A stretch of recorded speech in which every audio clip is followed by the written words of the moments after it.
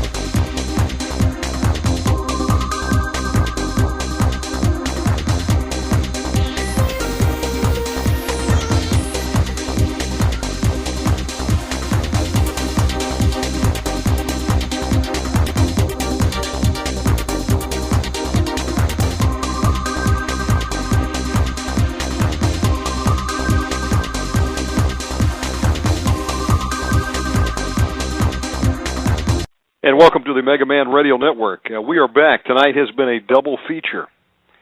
And I'm excited about our next guest. It's been my pleasure and honor to welcome Ragnar Benson on the program tonight. Again, this is a live program. I want to say shouts out to everybody listening around the world. Our friends over in Canada, Australia. We've got people tuning in from Netherlands. We've got Germany. We've got Hawaii, Singapore, Hong Kong. And more folks tuning in every day. Thanks to you. Get the word out about Omega Man Radio. We broadcast nightly, 8 to 10 p.m.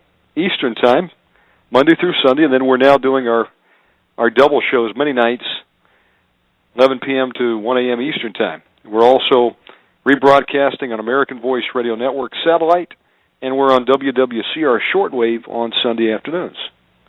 Without further ado, we're going to get on Ragnar Benson. For those of you who do not know Ragnar Benson, he is probably the most prolific survivalist author of all time. I call him the granddaddy of preparedness. He's been around a long time. And when you've been around a long time, you've got a lot of wisdom, and he's put it into books. And I remember buying some of Ragnar's books back in the 90s, and they were in my library. Very informative books. And here's a man that speaks from experience. He has been to 90 different countries in a time period of between 3.5 weeks and 3.5 years. That's a lot of travel. He spends at least 8 months out of the year overseas traveling. That's one of my favorite pastimes. When I can do it, I certainly love to do it. And I've only scratched the surface of this world. He's been all over. We're going to be talking about some of his recent trips, some of his travels to places like Russia that many Americans have not seen yet. But, we have all these formed opinions of these places from our media, which is nothing but programming, folks. You know that. We can't get the straight truth out of TV. I don't even have a TV anymore. I don't get my information from there, and I hope you don't trust it either. You've got to have an alternative means of information. That also means books. So thank God for our First and Second Amendment rights. And before I start preaching, let me get Ragnar on the line. Stand by. Ragnar, how are you tonight? Well, I'm getting along pretty good. That's certainly a very laudatory introduction. And I might point out, in terms of your not having a TV, tell me true or false, for every hour you watch TV, you lose 1 IQ point. Maybe 10. I think it's worse now. I've never had anybody argue with me about that. That is so true. Today, the youth don't even read anymore. I don't know what's up with that. They don't read. They don't go outside and play, throw the football. Don't run a trap line. They don't go hunting. Oh man, yes. When we were kids, one of the things that we did extensively, in fact, one of my first real jobs where I got paid for was working for the local powder monkey, doing contract blasting. Yes, sir. Yeah. Wow. Can you imagine a 13-year-old kid doing that now? I don't even know what it is. Oh, my goodness. Well, we set dynamite, and we dynamited out cement walls and knocked down buildings, and we cleared stumps from a parking lot and that sort of thing. Oh, my goodness. You were literally raised on the farm. Now, how old are you now, Ragnar? 72. Okay, so you have been around quite a bit of time. You were there before even World War II. And but I remember that vaguely, just vaguely. My recollection of it is that we spoke German at home at the time of World War II, and then that quit just dramatically. Yes. And I can remember listening to the radio, and my mom and dad being intimately aware of the cities and places and rivers and so forth in Europe that the news announcer was talking about, well, we have sent soldiers over and taken this city and taken that city, and it was we did this. It was they identified, although they were immigrants, they identified with the U.S., and they were part of the U.S. effort in World War II. Yes, sir. Now, you were raised up on the farm, and you basically learned a lot of skills that most people have no understanding of whatsoever. I mean, today what do? We go to the grocery store every 3 days to buy our food. We have no idea what it means to milk a cow. If you fish, it's just for sport. What's happened to America? Speak for yourself, Bruce. Speak for yourself. We were just up in Alaska. The first day we got 580 pounds of fish, which we turned into fillets and are now in the freezer. But one of the important skills that we don't have today, and that my children all have, is how to butcher. In other words, how to take a goat or a beef or whatever, a sheep or whatever, and turn it into usable cuts of meat. Even how to butcher a rabbit or a chicken or a turkey. We don't know that today. And that's a shame. I thought they all came like that already. That's what most people think. They have no idea. You've got to have the skill to go from the cow to your hamburger. Yeah, exactly. And they have no concept of how to do that. Now, you learned all kind of skills on the farm. What was it like as a young man growing up? What did your dad have you in charge of doing? Well, we were poor. My folks themselves, by that time, were living in Europe, and so I was raised with grandparents who were actually Russian immigrants. And we during the cold of the winter, it got pretty grim. And I can remember many Decembers and Januaries when our only income was from my trap line. Oh my goodness! Now, when you say trap line, were you trapping what type of thing? We were trapping mink mostly. If it warmed up a bit, we might get a coon or a possum now and then. Skunks was another one. Fox, we caught a number of fox. Weasel were commonly caught. Muskrats, a lot of muskrats. Now, what were you doing? Were you taking them for the skins, or did you eat some of the meat also? Well, if to this day, I think one of my favorite meals is muskrat. Really? If it's made with a nice white raisin gravy and so forth, but the muskrat's got to be one. See, a trapper usually tries to catch the critter and kill it as soon as possible, usually by drowning. Well, I didn't like to eat a drowned muskrat, but if I did happen to get one alive and could shoot it or knock it in the head with my axe, then we would always take that home and eat it. Well, I imagine if you gave me some A1 or Heinz 57, I would probably throw it on there. It would taste all right. I think you would like it. The muskrat is very much like very lean duck. No grease to it. Oh, my goodness. It's all dark meat. Did you all go hunting on the farm and go after deer and small game too? Oh, yeah. We did hunted deer a lot. Mm-hmm. So you learned the skills of, how to actually catch your own food. And then from there, You know, and gardening. Let's not forget about gardening, Bruce. Tell me about that. What experience did you have with that as a young man? Well, I've had a garden every year that I can remember. I don't think there's a year in my life where we didn't have a garden. And the important thing, I was just telling a fellow the other day, actually a computer technician, he came out and he wanted to talk about survival.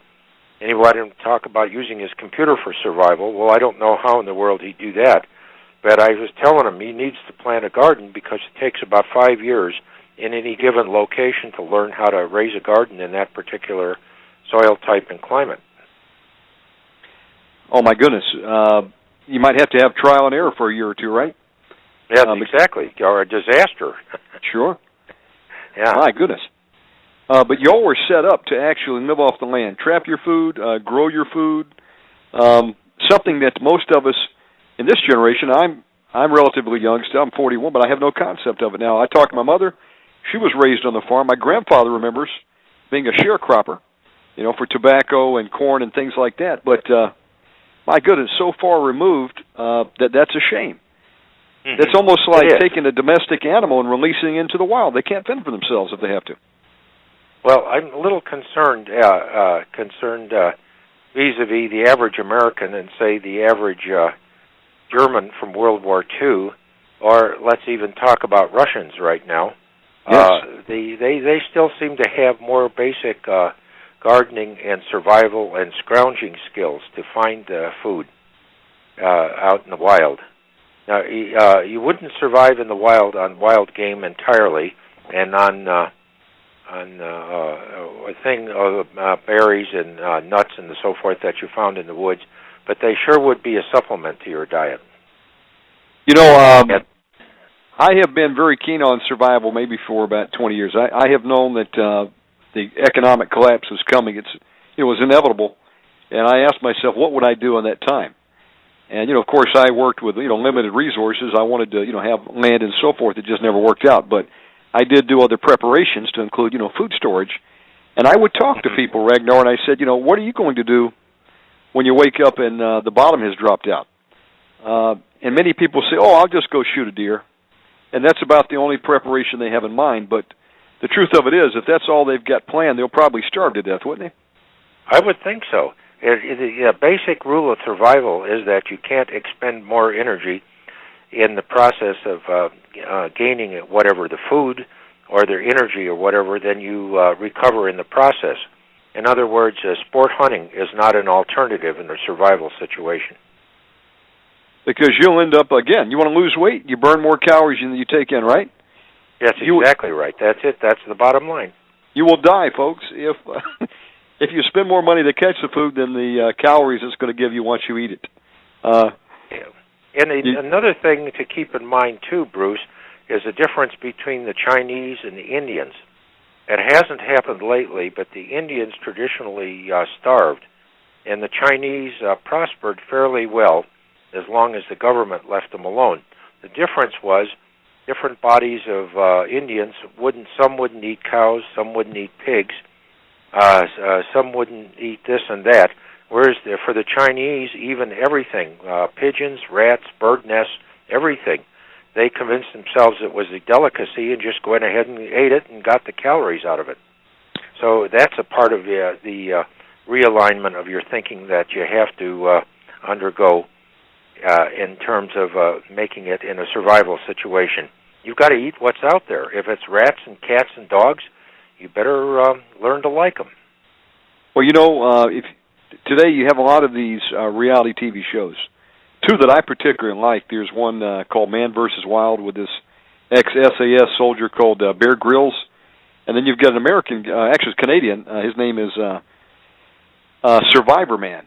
And those are very popular series, and a lot of people like them because, you know, they would teach you how to survive if you were, you know, out in the wild somewhere. They go around to different locales around the world. But I think maybe a lot of it was curiosity, too, is because it's something a lot of people haven't thought about or wouldn't know what to do if they were in that situation because it's so far removed from them living in the city, you know, working 9 to 5. But it's been my belief for a long time that normal lifestyle is coming to an end soon. And what are you going to do when that day comes? You actually learn how to live off the grid. What does it mean to live off the grid? Well, that means that you don't have any power line from the power company to your retreat or your whatever you want to call it, your home, your place where you're going to stay, if there's a collapse. And I do that probably unconventionally, Bruce. But every survival is an intensely personal process, and survival is also could be called preparedness, of course, and that's intensely personal. And what works for me might not work for you. But what I intend to do, because I have 5 freezers where we keep food in, and the food that we get hunting or and shooting and raised in the garden and so forth, I intend to use generators to generate power for the freezer for a while. Okay, so you can keep the meat. Keep the food, keep it from spoiling. It's from spoiling. And then, let me ask you a question, Bruce. Yes, sir. Along the same subject. When you said you decided to lay back food, what did you decide to store? Well, I tell you what I was doing. I was, working full time in the city, and I had to live in the city limits, so I was limited to maybe garage storage space. So I decided, to me, I needed a means to have clean water, so I invested in some water filtration. And then for food, I was looking for stuff that I could, store many years. And then I began to look at it and say, what's going to last? Well, I ended up going with long-term grains like long brown rice, white rice. I put in beans of different varieties, lots of rice and beans.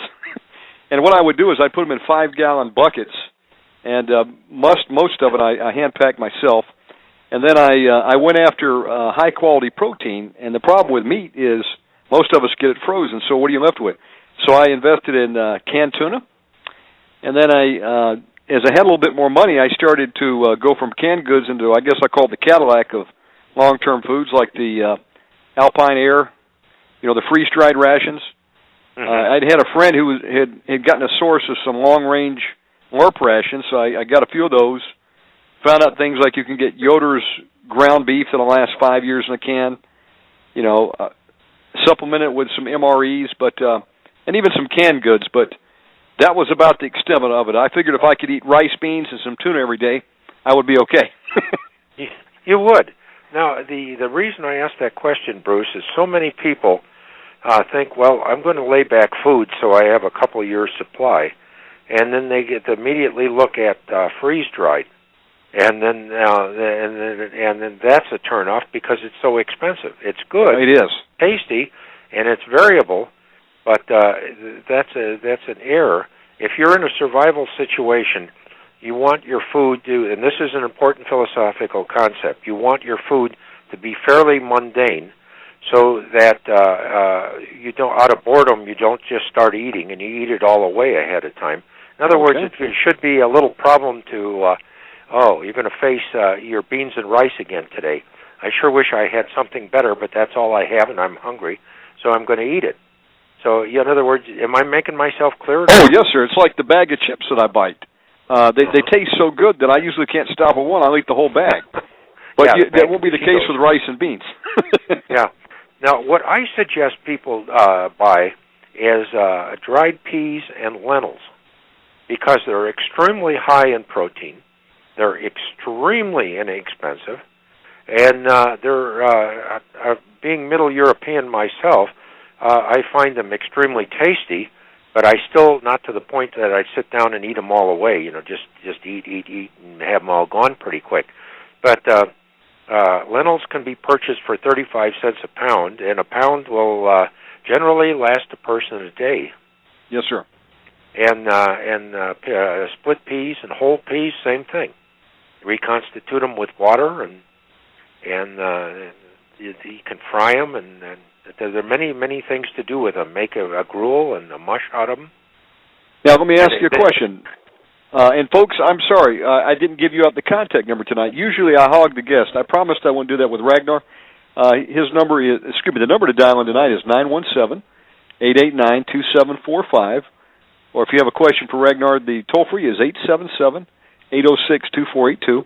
I apologize for interrupting you, Ragnar. We've got people listening that maybe this is the first time they've ever given the idea of preparation or a serious consideration, and they're doing it because they see the events in the world escalating. And they've heard the warning for so long, they say, well, maybe there's some truth to it, I better get busy. I guess better late than never, but you gave the advice of lentils and peas. Where would you go to look for them, and then how do you store them once you get them so that they don't perish? I buy them in 25-pound paper bags, and then I put the 25-pound paper bags inside of a plastic garbage can. Okay. And then I take some self-tapping wood screws or metal screws and screw the lid onto the trash can. And I've got some peas and lentils that are still in perfectly good shape that have been stored for 20 years. Oh, my goodness. You didn't have to go through the nitrogen pack process and buy all those Mylar bags and things like that? No, you don't. If you buy them commercially, Bruce, because they've cleaned them. They've taken the grasshoppers and the bees' wings and so forth out of them. Okay. And so the same. I don't store wheat for that same reason, because I can get wheat from farmers, but it generally has got bees' knees and weed seeds and that sort of thing in it, which just makes it unpalatable. I tell you what I did one time. I bought some 25-pound bags of corn. I think it was corn, and I got lazy and didn't put it into some 5-gallon buckets, or in your case the trash cans. And after a while, I went down to my basement one day and I heard it moving, and I heard a noise, and I think the weevils were getting in there. Do you have to throw it out at that point, or could you eat the weevils if you had to? If you had to, you could eat the weevils. That was common in the various navies around the world, and up until say about 1850 or so, where they could just ate them. They considered them the extra protein and not a bit objectionable. And I think of the English Navy and the French Navy and the Spanish Navy for sure, and the Portuguese Navy. They folks ate them. Now, so you could have eaten it. It wouldn't have been particularly aesthetic, but you could have eaten it. Now, what do you do for? Go ahead. I'm sorry. That's a cautionary thing, though, Bruce, is that if you buy farm-run commodities like corn, wheat, oats, something like that, it's going to have too many bugs and things in it. You need to get the commercial product that's put up in bags, that's been properly cleaned and so forth. Pay another 10 cents a pound for it, but not really, because all of that chaff and diatheris is taken out of it, and so there's actually less weight there. Okay, now the next question comes from our chat room here. We have a live chat room. They said, okay, so I have stored maybe my rice and my beans and my lentils, but I have a power outage. What do you do in that case? You've got the dry good.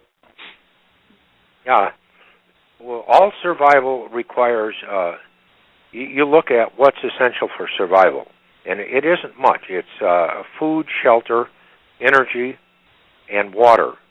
And you need to have every one of those where it's extremely important that without it you die. You must have 3 separate and distinct sources.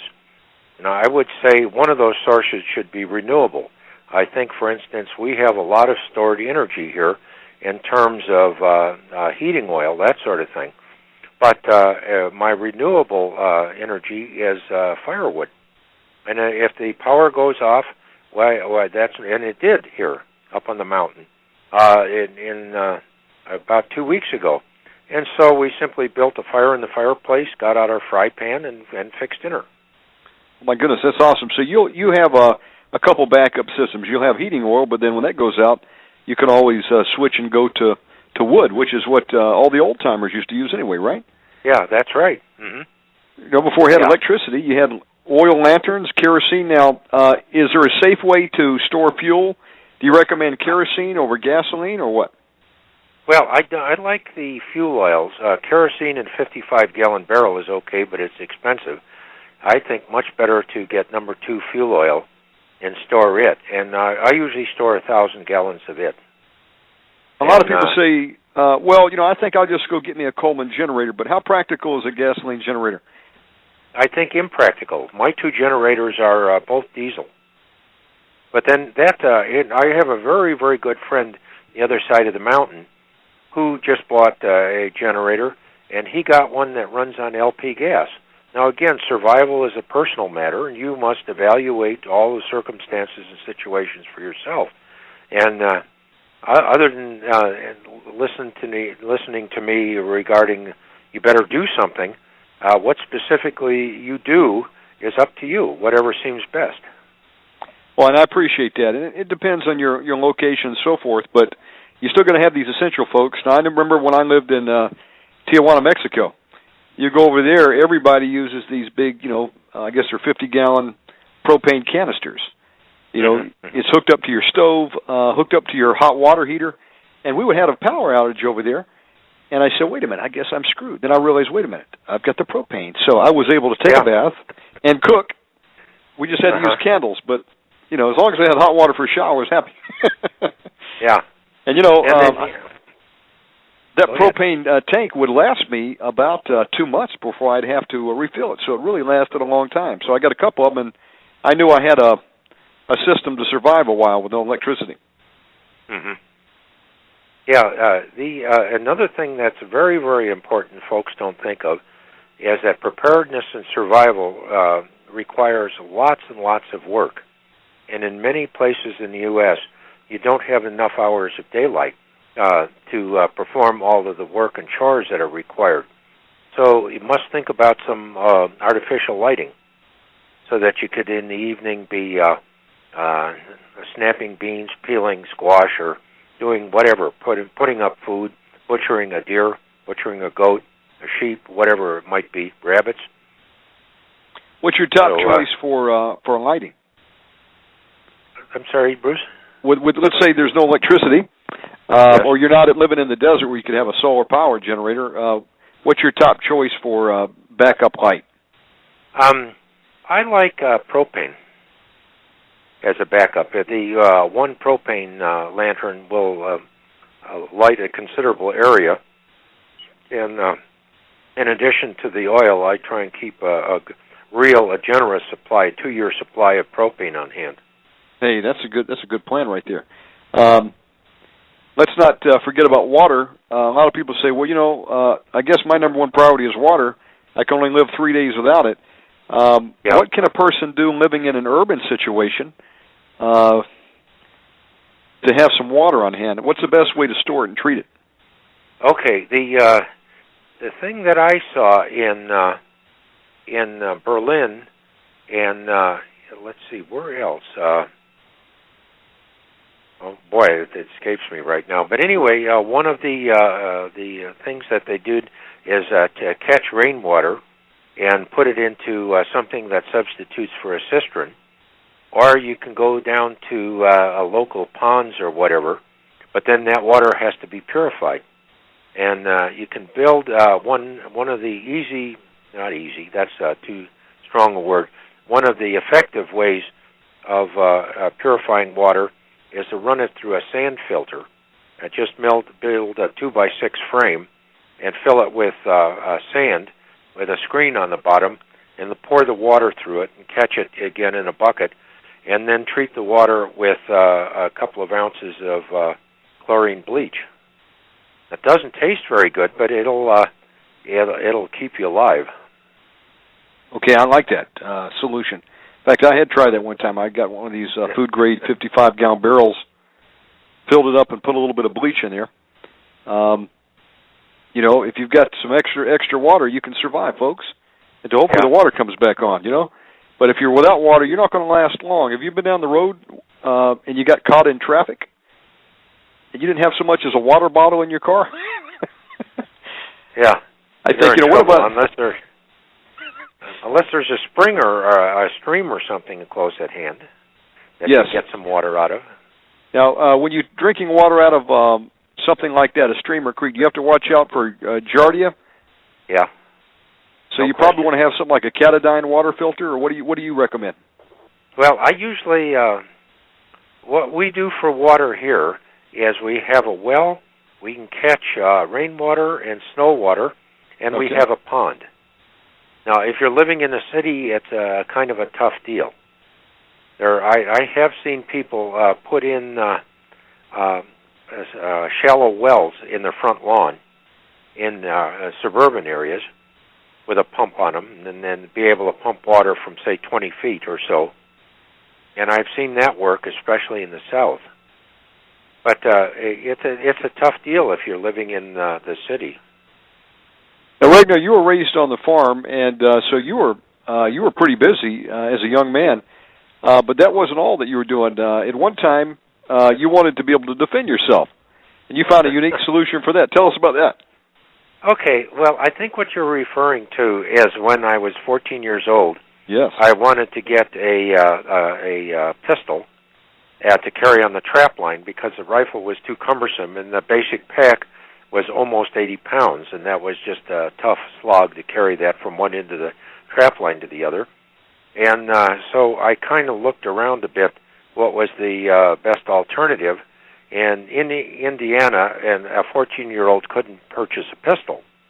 But unless you had an Indiana dealer's license, which there was no age limit on.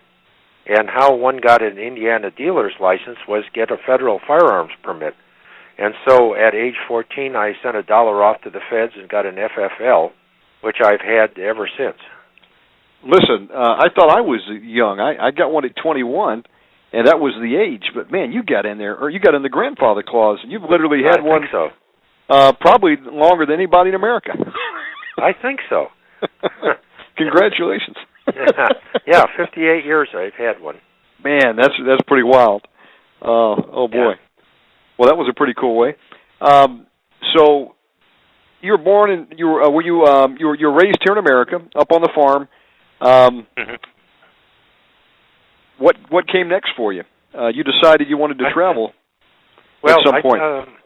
My folks were very international in outlook and so forth, and I think one of the first big travel projects I did was went down with my father to Cuba, where he had a printing factory. They printed Christmas cards down there, really? And I enjoyed Cuba so much I stayed there until Castro took over. Oh my goodness! And then I decided maybe I better come home. Now, let me ask you a question. You were there pre-Bay of Pigs? You remember the... Oh, yeah. Oh, certainly. Yeah, I was there when Castro took over. Let's see, it was 1959, January 1, 1959. That used to be like the Las Vegas of the United States. You'd hop on a boat and go over from Miami, be there, 90 minutes? Yeah. No, it was overnight, actually, the vessel was. The ferry boat that took the cars, anyway. The one that I rode, it got there, it was an overnight passage for the 90 miles. What was Havana like back then before Fidel took over? Well, I thought that they had a very vibrant middle class developing and so forth, and the middle class tended to support Fidel. But Batista was no charming individual either.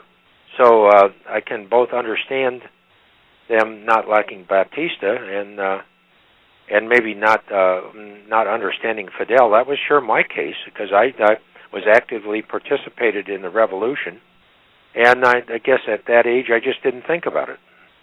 Wow. Of course, today it's difference between day and night, isn't it? Yeah.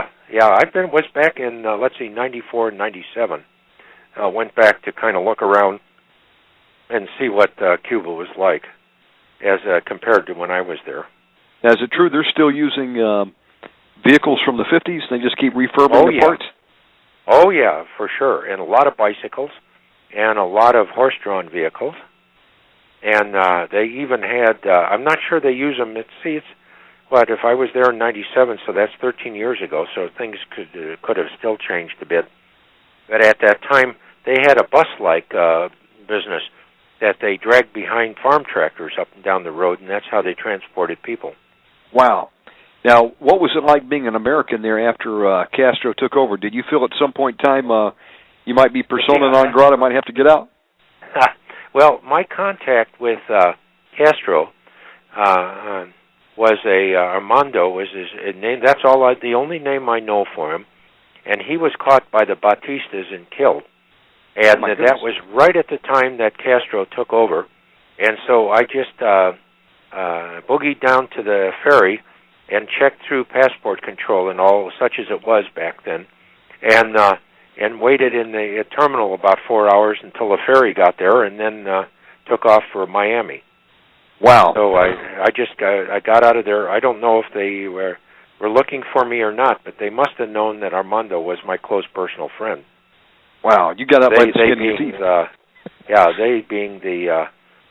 Well, I don't know if the Fidelites would have been upset with me at that time, because they sure supported the revolution. Sure, absolutely. So Batista was overthrown. Fidel was there. Now, did you see any of the American invasion force sent by the CIA? No. See, that was many years later. Okay, that was many years later. I've been to the Bay of Pigs. Was there in '94 and '97 as well. And I've been to Venalius, where the missile crisis started, and so forth. But that's well after the fact. My goodness! No, wow. And let's see, my interface with the guns of the revolution and so forth involved walking up and down the beach at Veradero, and watching for the yachts which were coming in from I don't know where, unloading large wooden crates with I'm not sure what was in them. And whenever the beach patrol came around the corner at the point at Veradero Beach, I would shine my mirror and all of the yachts would disappear out in the ocean again. Wow. Man. Now, did you ever run into Che Guevara over there? No. I might have met Raul. I can't be sure. That's a long time ago. And events were moving very, very quickly, and this and that and so forth. So I can never be absolutely sure about that, but I think I did meet Raul at one point. Okay, that's Fidel's brother, Raul Castro. Yeah, a question for you, Bruce. Yes, when sir. I lived and worked in Cuba, the conventional wisdom was that Raul was Fidel's half-brother. That has never come out in the current media and so forth. What do you remember about that? Well, you know what? All I know is the very little that I've gleaned extracurricularly. We didn't learn about any of this in high school. I graduated high school back in '87. I was like 17. Again, I'm 41 now, and they wouldn't even go into Vietnam. They said, "Oh, it's too recent for us to talk about." I mean, I hate to admit that I had an American education. We went as far as Civil War. And I would get angry. I said, I don't want to hear about that. I want to know about NAM. Well, I have no idea. Bruce, there's bound to be somebody listening who would know the answer to that. And that's my dilemma. I don't know if he's a half-brother or not. All I know is that at the time I lived and worked in Cuba, we thought he was. So I was under the assumption somebody would call in and set me straight on that. I appreciate the information. Absolutely. Of course, I read a lot, and up until I became enamored with the computer, and then I went the way of most of the mainstream today, computer, and you forsake the book, which is a shame because there's so much knowledge in the books, and I love books. In fact, I'd love to own a library. I go to these bookstores, I want to buy them all, but, I love information. Even if I don't read it immediately, I know I've got it there in my hand if I need it. But yeah, that's right. It's a reference. Exactly. Back to the story. So you started to travel, and from there, did you come back to America, or did you continue to travel across the world? No. I came back to America, and then eventually went and farmed for 10 years on my own, and then moved to Africa for a year. Africa, really? Yeah, and at that time I spent a good deal of time with the Rhodesian police. Wow. And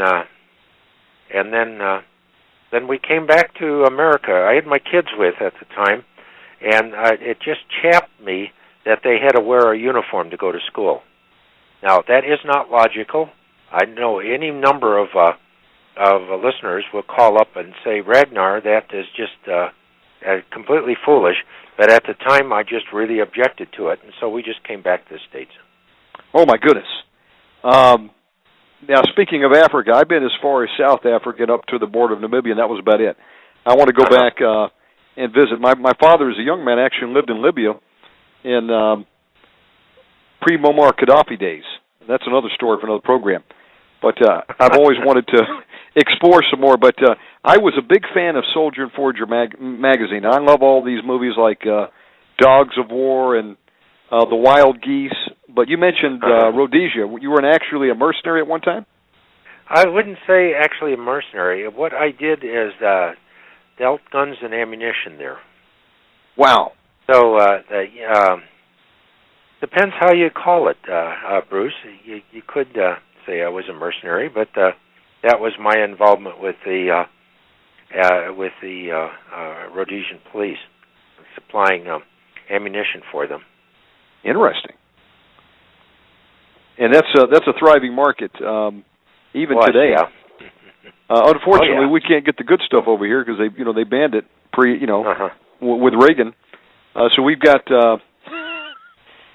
we basically get stuff that Eastern European bloc, and you put it together, and in accordance with the rules to get it in, and you've got a thumb hole stock instead of a folding stock. Mm-hmm. I like the AK-47 style, but unfortunately, the closest I can get to it is like an SLR-95, a Bulgarian model. And you're lucky if you can find a milled receiver. Most of it's stamped. You know what I mean? But a lot of cool stuff over there. Well, we could talk shop all the time. About guns all evening. Yeah. Oh yeah, yeah. When I was when a young man, my father did two things. He loved to go to movies and loved hunting and guns. So naturally, it kind of was in my blood. I enjoyed hunting sports and movies. Still do to today. But I'm proud of our Second Amendment rights here. But you got to see some of Africa, and that wasn't the only place. You've been to 90 countries. Yeah. Wow. Yeah, I've lived and worked in for between 3.5 weeks and 3.5 years in 90 different countries. Amazing. Now, I promised we were going to take a break, folks. So here's what we're going to do. We're going to go to like a 3 or 4 minute break, and then we're going to be back with Ragnar, and I want to talk about your career as a book author, because how many books have you got under your belt right now? 46. 46, man. I'm still working on my first. That's a tough way at making a living, I'll tell you. I want to talk about that, how you got started, and some of your recent trips. And we'll be back with Ragnar Benson. If you'd like to call in tonight, the phone number is 917-889-2745, and we'll be back in a few moments. Okay, 3 minutes, you think? Absolutely. Time to get a refill on your coffee, folks. Hit a bathroom. We'll be back. All right. Here we go. And you're listening to Omega Man Radio. Special guest tonight, Ragnar Benson. His books are available over at Amazon.com and also PaladinPress.com. Very unique books. And I would tell you, if you would like to call in tonight, do so. I will open up the line, toll-free 877-806-2482, and we'll be back in just a few moments. And we're back. You're listening to the Omega Man Radio Network. This is a live program, and our special guest tonight is Ragnar Benson. I call him the granddaddy of survivalism because he has been around, he has been there, he's done that. Over 46 books, published books to his credit. Probably the oldest FFL dealer in America since age 14. That's pretty cool. And he has been to 90 countries between 3.5 weeks and 3.5 year period. Man, he has traveled. He's got some stamps on that passport. I know that. I did a lot of traveling. I had so many I had to actually have them stitch an extra NC Minute. Let's get Ragnar back online. Hey, Ragnar. Hi there. Hi. Yeah, that's right. One of the first things we always do when we get a new passport is go and get the extra pages. Because the little wimpy passport they customarily issue doesn't last very long. Now, that is the truth, and I tell you, it comes in handy. Otherwise, you sit there and, they're trying to find spaces, and, it's just a pain in the butt. At any rate. Or you send it off for a visa, and then they don't have a space for the visa. Isn't that the truth? And, I did that just traveling through Central America. I've been to Israel, been to Africa. That's about it. Now, you've been to 90 countries. Now, you spend at least half the year overseas. You really have a wanderlust there, and I don't blame you because there's so many beautiful parts of the world to see. You recently got back on a really cool trip. You were telling me you took a trip to Russia? I did, yes. I wanted what to was do that that like? because my folks were of Russian background and left Russia during the time of the Summer Revolution of 1905. That would have been my grandparents' parents. Really? On my mother's side. Oh, man. That was during the overthrow of the Tsar? They tried. The revolution was not successful. It actually started in the Black Sea area and spread a bit. And the Tsar, Nicholas III, as I remember, was very reticent about making any accommodations to the folks. But it started over the fact that they were serving spoiled meat to the sailors on one of the vessels in the Black Sea. But anyway, that's a complete aside, Bruce, and I'm sure there's very few listeners that are going to be particularly interested in that. But I wanted to go to Russia to see for myself. So much of what we hear about and see on TV is absolutely untrue. So I wanted to go to Russia and see for myself what it was like. Wow. Now, I have my own, preconceived notions of what Russia might be like just based on what I see it portrayed at us on television. But a lot of people have a contorted view of it. What did you actually see in Russia? What is going on over there right now? Okay, here is my take on it. Having spent a great deal of time in Eastern Germany and Poland and the Baltics, Latvia, Lithuania, and Estonia, and Hungary, and Czech Republic and the Slovakian Republic, quite a cross section right there. I was expected to see lots and lots of drunk people out on the street, a lot of bars, a lot of girly bars, a lot of hookers out on the street, and so forth. And I can tell you, Bruce, none of that. Absolutely none of that in any of the cities. And we were in quite a few different cities in Russia, including Moscow and St. Petersburg and a number of small villages and towns in between. None of that at all. The Moscow and St. Petersburg are the two of the cleanest cities that I know of in the world. They also have the most monumental traffic jams of any cities that I know of in the world. They rival even Bangkok, Thailand, in terms of just this, and Hanoi, Vietnam, in terms of just being completely snarly and awful. And huge numbers of large Mercedes, Audis, VWs, and expensive Nissans and that sort of thing, Fords, even a few, running up and down the streets there. But very clean cities. And the freeways are built on 3 levels, much like they are in California. And there's a lot of modern freeways. That is very evident. And lots of things in the stores. It did not see the dingy, terrible, drab buildings like are so common to Poland, for instance, and to Latvia and Lithuania and Estonia. It did not see those. And that might be in part because the Russians are running such massive refurbishing programs. Seems like 1 building in 20 in the large cities is under refurbishment right now. So they're actually pretty affluent. And what I had gleaned on my own was that Russia, India, and China are buying massive amounts of gold and silver. And they're actually propping up the ruble with a lot of gold backing it up. It's a very strong currency, isn't it? Well, I don't know. It's 30 to 1 to the dollar, and it isn't improving a whole bunch. But then Russia does mine a lot of gold, so they might be holding that in reserve. And we do know from even the Wall Street Journal the last few days had articles concerning the fact that Chinese are now hoarding gold. Yes, they are. And, of course, Russia has control of the oil over there, right? So they could pretty much turn the lights off. I think that's where the money is coming from. Mm-hmm. Yeah. Yes, wow. Well-dressed people on the streets, and if you want to see drunks in a lot of bars and a lot of girly bars and hookers, you must go to Poland. And you can see that there, but not in Russia itself that I saw. Now, you hear a lot about the Russian mob and so forth. Was that a danger at any time when you traveled over there? I think it's evident there. I think that it's an undercurrent to continually. The guides that we dealt with. Now, a couple of things, Bruce. To start, I'm going to answer your question, but let's start with the fact that we're conversant and fairly conversant in German and Spanish and Hebrew, but not Russian, and of course English. And there's none of those languages did a nickel's worth of good in Russia. You speak Russian, and that's it. So, other than what we heard filtered through guides, why, that's about the best we could do.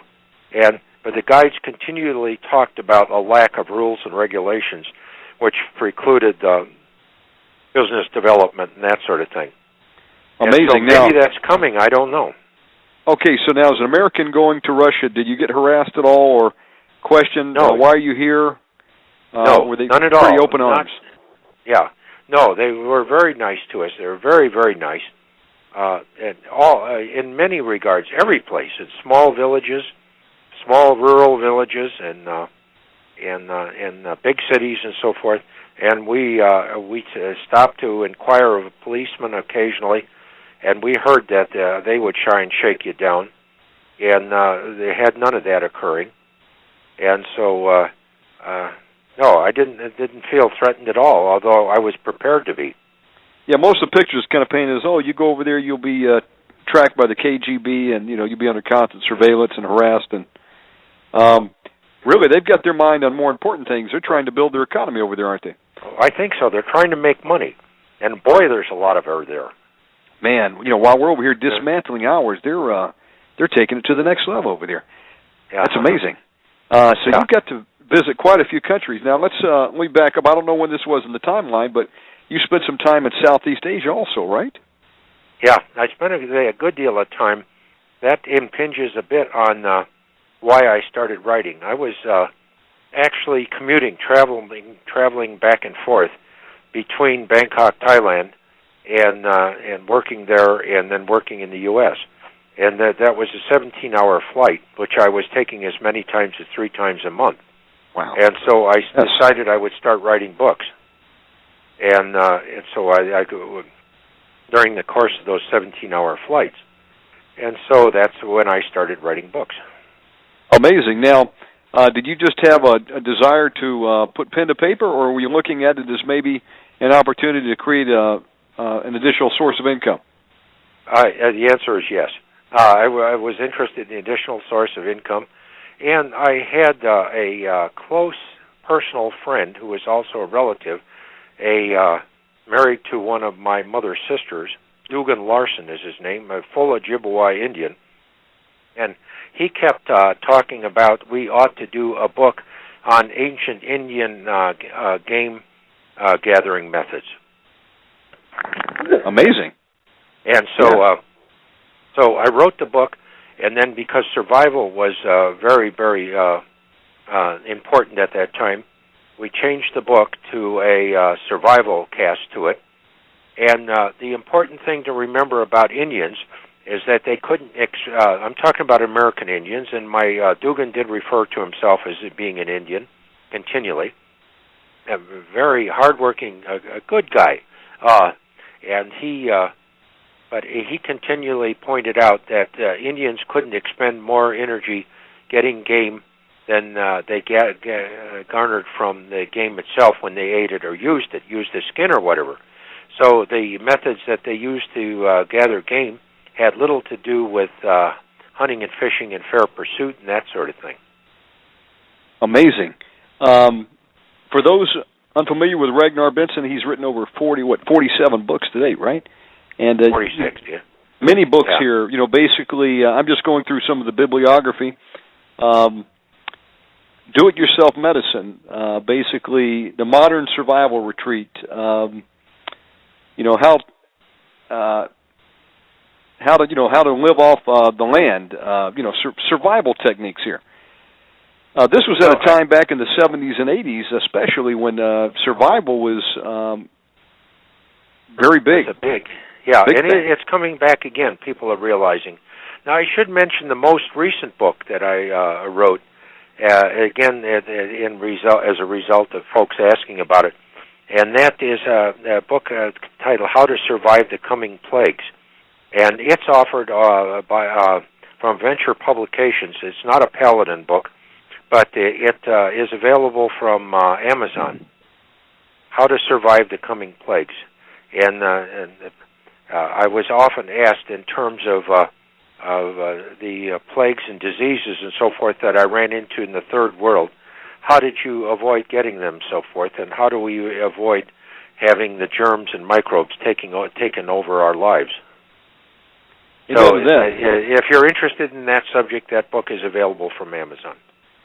I'm very intrigued with the titles. It's about survival, and it's very specialized knowledge that you had, and you started putting it to print. When you first started off, did you have a hard time finding a publisher? Did you start self-publishing? No, what did you do? I contacted Paladin Press, and they were immediately interested. And awesome. So that was, I think, 79, and that we got our first book out. And then they had an idea for a couple of more books, one of them with more of an emphasis on survival within the city, which it intrigues a lot of people, because that's not going to be easy. Survival out in the rural areas, especially rural agricultural areas, is not that tough. Here we go, Ragnar's Urban Survival, A Hard Times Guide to Staying Alive in the City. I like that title. Most of us are living in the city, and we're going to be back to, I want to go back to some of the places you visited, but let me ask you a question. Here we are in 2010. We've got a apparent missile launch off the coast of California a few weeks ago. We've got North Korea. It looks like ready to, launch a nuke against South Korea. I mean, all this crap going on around the world. We're in some hard times. Where are we in the timeline of history? What's the future for us here in America, Ragnar, as you see it? Well, as I see it, having studied Berlin, London, Madrid, Rome, a lot of those cities, Nanking would be another one, Hong Kong, Singapore, and so forth, the humans are tremendously adaptable, and they're going to try very, very hard to maintain their status quo and maintain their normal kind of life. Now, it may ratchet on down a bit, but I don't think that it's going to be a total collapse. Even in situations like Berlin and Dresden and so forth, which were horribly, horribly destroyed during World War II, there was a total collapse and so forth. But humans are adaptable. And so, Bruce, this may not be what you want to hear, but my experience suggests that they're going to continue to work in their own private sort of way to maintain the status quo, and things are going to subside rather than collapse, unless we have some open warfare, or if the North Koreans decide to use a bomb or something.